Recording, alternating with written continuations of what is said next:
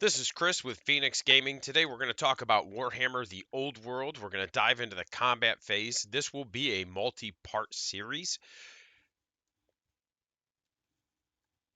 Today we're going to talk about the combat phase and how it breaks down.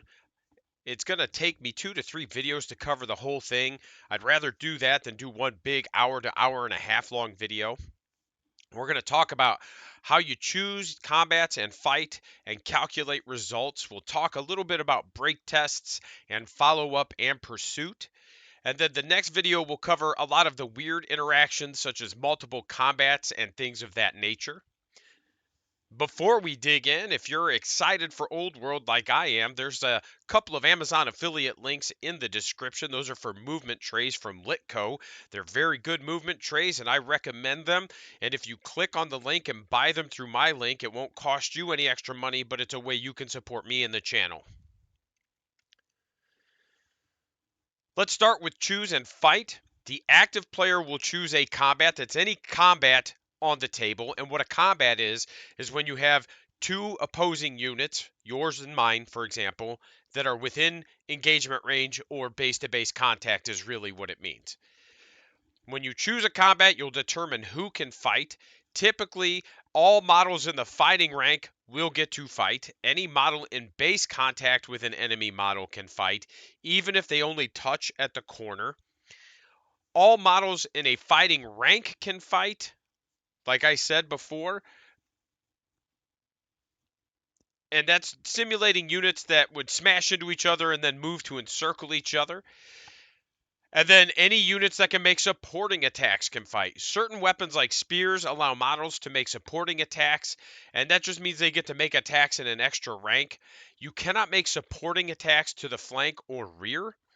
And then there's going to be situations where things seem like supporting attacks, but they're not actually supporting attacks, and that'll be important later on. If we look at this picture and you look at my cursor on the screen, or if you're just listening, I'll do my best to describe it. You have a rank of 5 cavalry, and then you have a rank of, what is that, 9? 1, 2, 3, 4, 5, 6, 7, 8, 9 infantrymen. When you select this combat, all 9 of the infantrymen will get to make their attacks because they're all in the fighting ranks. So it's one of those where if there were spears, the second rank here of the infantry would get to attack because they'd have fight an extra rank, for example. But for now, all you need to know is the whole first rank can fight, and that's to simulate that one extra model at the end of each end of the rank circling in on the cavalry. Each model will get a number of attacks equal to its attack's characteristics. Models that are eligible to fight but not in base-to-base contact only make one attack, regardless of the attack's characteristic. Before we go into initiative, we're going to flip back. So if we look at the infantryman on the left end and the right end, again, if you're watching, you can see my cursor kind of moving over them. These two models, one on each end, are not in base-to-base contact, so they'll only get to make one attack, but these are not support attacks. And the reason that's important is sometimes you'll have things that shut off support attacks.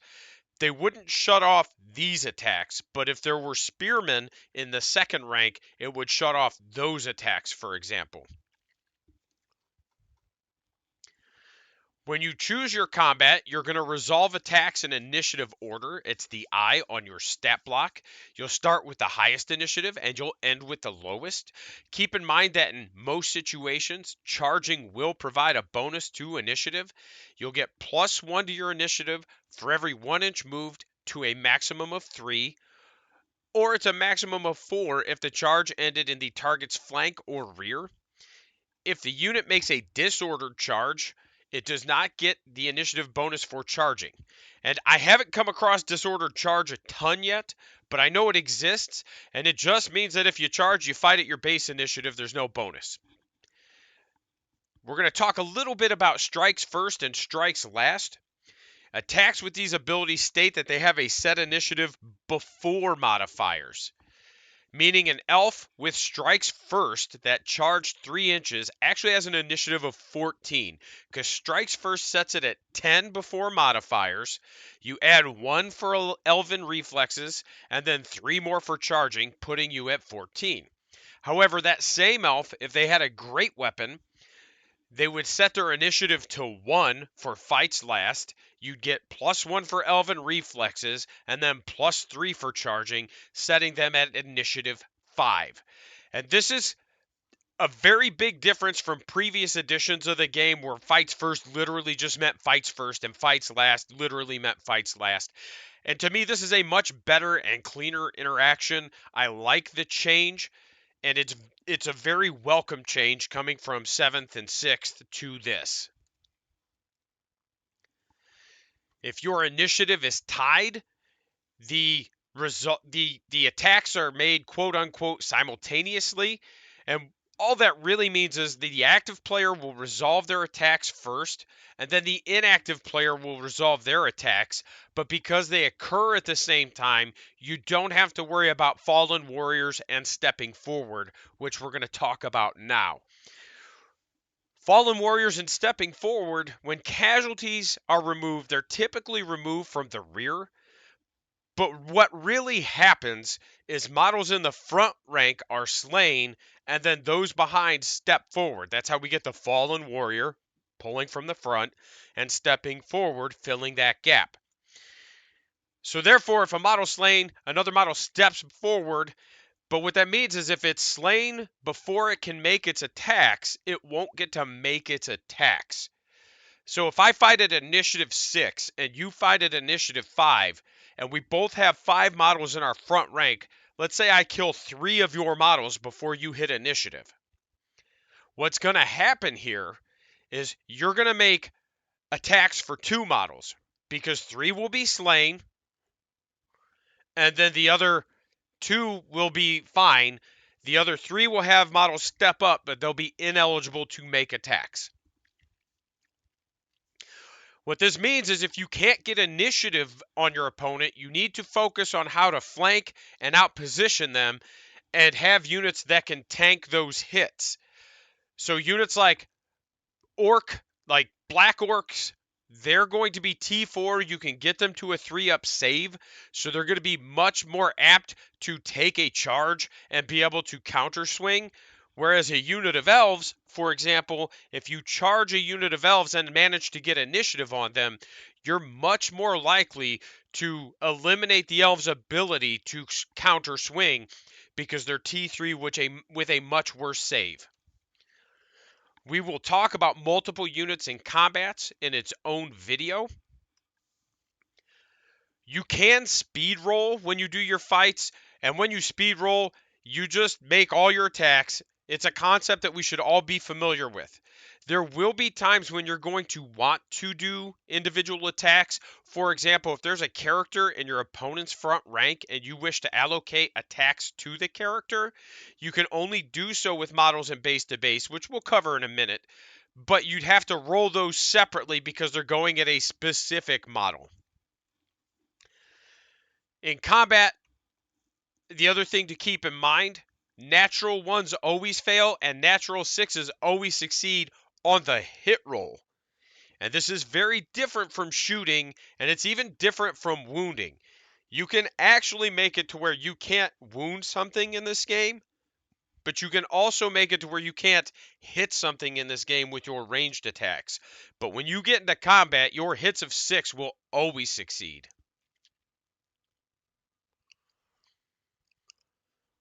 When you do your casualties and allocate attacks, you're going to roll your hits, then your wounds, and then your saves. You'll refer to the weapon skill chart and the wound chart for your hit and wound target number. I'm not going to dig into those charts. You can all find them on the reference sheets, and other people have made their own reference sheets that you can download. The main thing I want to focus on here is your save. If a unit has no armor or a model has no armor, it has no save. So there is no 6s automatically succeed. It's quite literally, if you don't have armor, you don't have saves. So if a wound goes through, you're just picking up the model. Light armor gives you a 6-up. heavy is a 5-up, full plate is a 4-up, a shield adds 1 to your armor save. But a thing you need to keep in mind is if you don't have armor but you have a shield, that will still put you at a 6-up. So they do kind of stack in their own way. Light armor with a shield would be a 5-up. Full plate with a shield is a 3-up. And then the AP characteristic of the weapon modifies the target's armor save only. So if they have wards or regens, the AP won't modify that. It'll only modify your armor save. Again, if we go to the Black Orcs with their 3-up save because they have full plate and a shield, and then I swing at them with a -3 attack, that'll modify it to a 6-up because you need a 3-up on the die, and then you subtract 3 from the die roll is effectively how that works. Meaning 6, if I roll a 6, -3 is 3, I get my 3-up.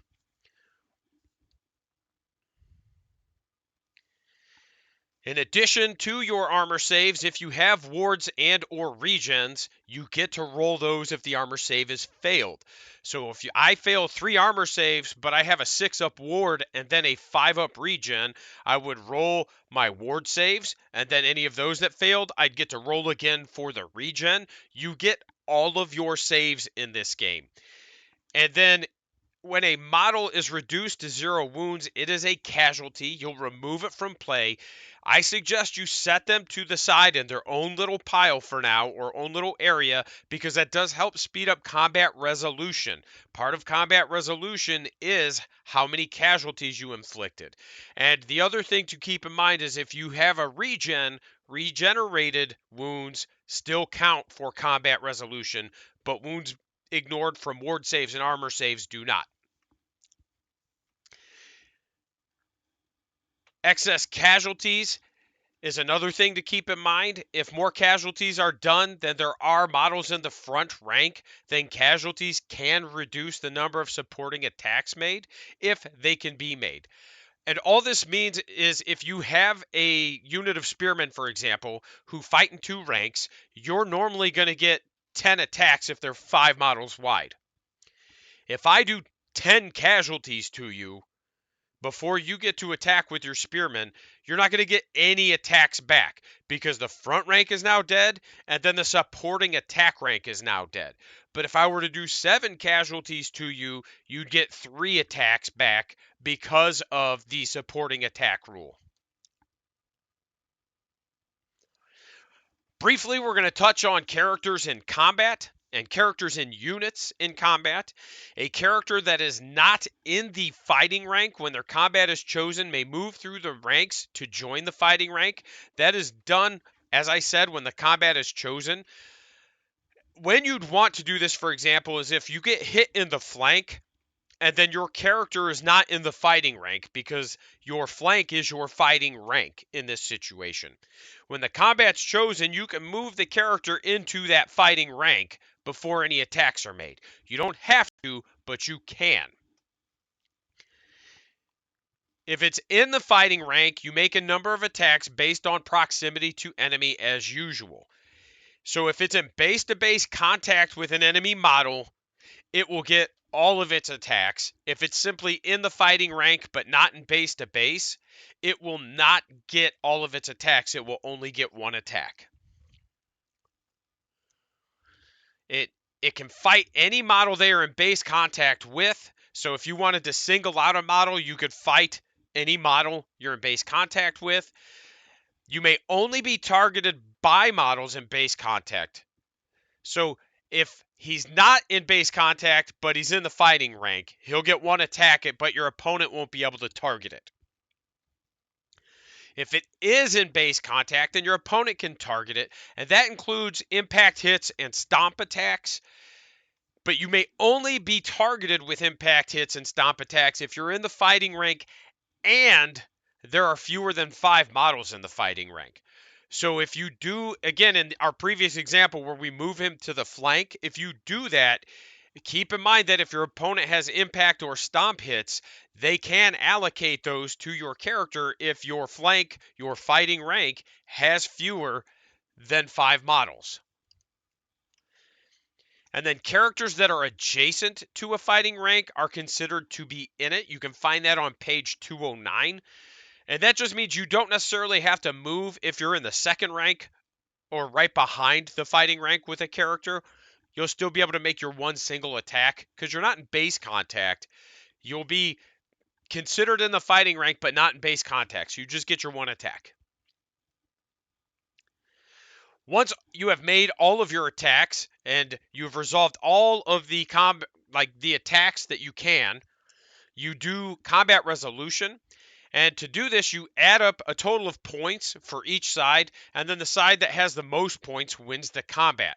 And what you'll need to add is you'll add unsaved wounds inflicted, and you'll get 1 point per wound. And then, like I said earlier, wounds that are ignored specifically from regen still count for this. So if you do 6 wounds to me, I make 3 armor saves, but then I make 3 regens, you still get to count 3 for your combat resolution, even though I didn't take any damage, because the regens still count for combat resolution. Now, if they're ignored from armor or ward saves, they do not count for combat resolution. So you get 1 point for unsaved wounds. The maximum rank bonus you can have is based on your troop type, but you'll get +1 for each full rank beyond the first. For standard infantry, it's per full rank of 5 or more. And then you are limited to a total of a +2 rank bonus for infantry. And there's a whole chart in the book that'll break down each unit type or troop type. So I'm not going to get into all of them. Just know that it's in the book. It's pretty clear and concise.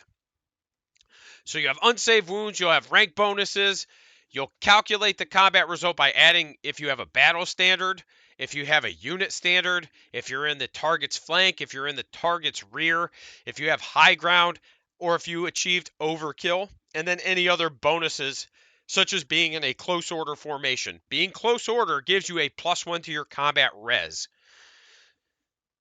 All of this is pretty cut and dry with the exception of overkill. Overkill is specifically if a challenge is performed, and it says that if a character fighting in a challenge kills their opponent and causes more wounds than their opponent has wounds remaining, you can claim an overkill bonus of +1 per wound up to 5.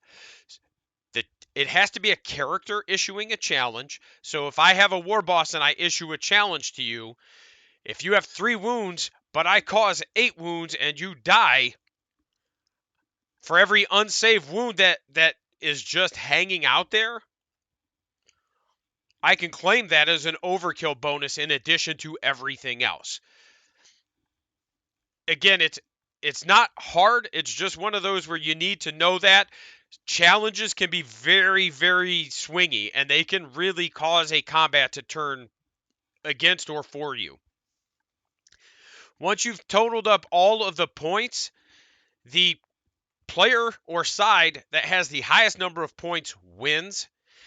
If there's a tie, the 2 units stay locked in combat and nothing happens. Once you determine the winner, the loser makes a break test. To make a break test, you roll 2d6 and modify it by the difference in combat result scores. In this case, it's 2d6 plus the difference compared to the leadership of the losing unit. If I score 6 and you score 8, the difference is 2. I'll roll 2d6 and add 2 to it and then compare it to my unit's leadership. Once you roll the dice, if the natural roll is higher than your leadership, the unit breaks and flees. So a great example of this is, let's say you have a unit of goblins and their leadership 6. We're going to ignore all the warband special rules and stuff. We're just going to say their leadership 6. I roll 2 dice, I roll a 7. 7 is higher than 6, natural roll. They break, they must flee. If the natural roll is lower, but the modified roll is higher than your leadership, and it's equal to or lower, it's not lower. So again, using our goblins here, if I have a leadership of 6, but I roll a 6, that means I naturally beat it, but after adding 2 for the modifier, I actually got an 8. Then my unit will fall back in good order. So if the dice, strictly just the dice, are greater than the leadership, you break. If the dice are less than or equal to the leadership, you fall back in good order. If the dice plus modifiers are lower than your leadership, then you give ground. A couple things to note: if you break and flee, the unit will immediately pivot directly away from the winning unit with the highest unit strength. We covered how to flee in the movement video, and they perform a flee move, and they are considered broken. You'll have to rally them at some point.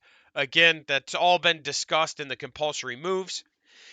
If the unit falls back in good order, typically what will happen is you'll roll 2d6, take the highest, you'll move away as if fleeing, and then you'll automatically rally at the end of the move. So you'll move 1d6 inches as a flee move with an automatic rally. However, if the winning side's unit strength is over double the losing side, the result is treated as a break and flee instead. All this means is that if I have 10 goblins and you have 30 skeletons, I can't fall back in good order. I can only give ground or break and flee. There's no in between. Because you outnumber me. If you give ground, you move 2 inches directly away from enemy units or units that caused it to give ground. No turning or pivoting is done, and then you stop immediately if you would come into contact with another enemy unit.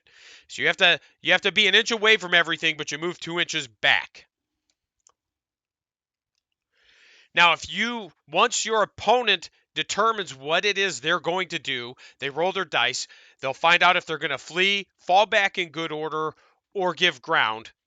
Once you've determined what needs to happen, but before anything is moved or dice are rolled, you, as the winning unit, must decide if you want to restrain and reform, or follow up or pursue. If you want to restrain and reform, you must make a leadership check. But if you do, you stay in place but are allowed a free reform, so you can change and pivot your facing, etc. If you fail the leadership check or you choose not to make one, you must then follow up if they have fallen back in good order, or give ground, I should say. If you follow up if they give ground, and that just means you move 2 inches directly back into them. But before following up, you're allowed to perform a free turn of either 90 or 180 degrees. So again, if you were maybe hit in the rear, but then you manage to somehow win that combat, and then they give ground, you can whip around and then touch them again. If they fall back in good order, then you pursue, or if they flee, then you pursue.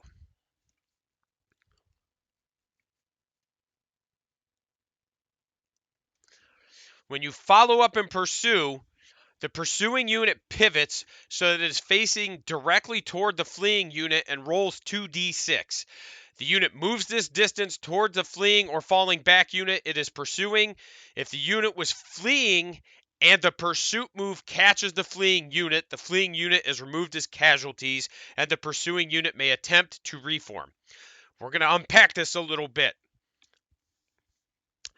If you flee, if you fail your leadership completely and you break and flee, you'll make your flee move. I will then make my pursue move.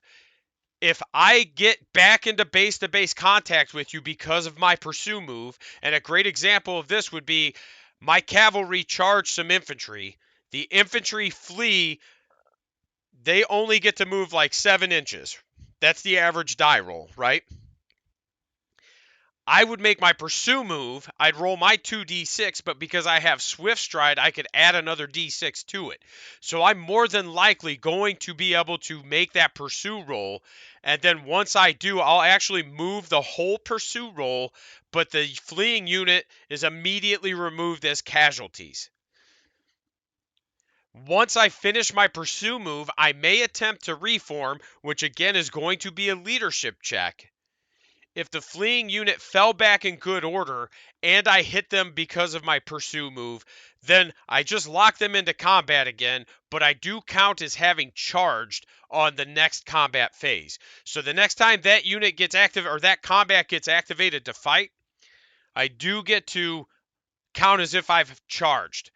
Now, there's a bunch of little one-off scenarios that we're going to cover in the next combat video as well, such as if you pursue into a new unit, etc. Like I said, this is going to be 2 to 3 videos as a series. I'm not going to do a ton of editing because I want you to be able to just dive in and go. And without editing a ton of it, I'll be able to get it out there a little bit faster. So I apologize if there's a little bit of wordiness to the videos, but I'm trying to get the content out there so that everybody can understand the combat phase a little bit faster. If you do like what you're seeing and hearing, go ahead and slap that subscribe button. I appreciate you. We're almost to 1,000. Let's hit that milestone. Thank you so much. Big shout out to my YouTube member, Kevin W. You're awesome. I appreciate you. Hatchlings, the real Donnie G. Phoenix, Jamie, thank you so much for the support. And then my immortals, Lord Wellingstone, Danny Boy, Captain Toothall. Again, the support's been phenomenal, and I've used it to just help build and grow the community. Once again, thank you so much. Links on the screen, links in the description. Have a great day.